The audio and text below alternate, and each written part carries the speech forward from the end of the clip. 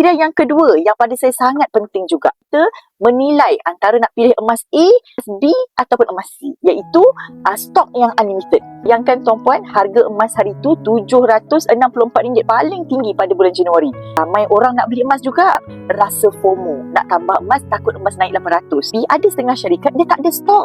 Naik tinggi, kita ada duit nak beli emas, tak ada stok, kan susah. Yang tak best lagi, bila harga emas tengah menjunam jatuh, macam sekarang baru RM500 lebih je, 571, 580, lagilah ramai orang berpusu-pusu nak beli emas dalam jumlah yang banyak. Kita kata nak borong emas lah kan.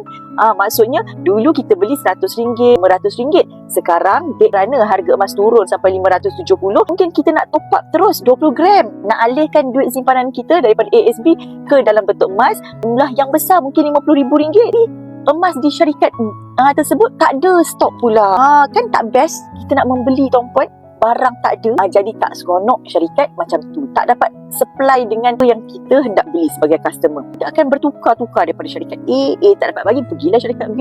Syarikat B tak boleh bagi, kita pergi syarikat B. Jadi dia tidak mewujudkan customer loyalty kat situ. Tapi saya loyal dengan Public Gold sebab syarikat Public Gold unlimited stock. Awak nak beli waktu harga tinggi, Public Gold ada sangat banyak stok.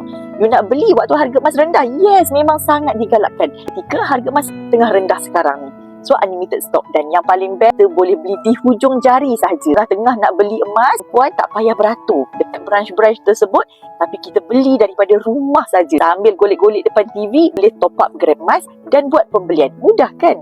So kenapa nak susahkan diri? Semua ada dekat syarikat Public Gold. Okay? Dari dulu tu ada rasa tak nak isi borang.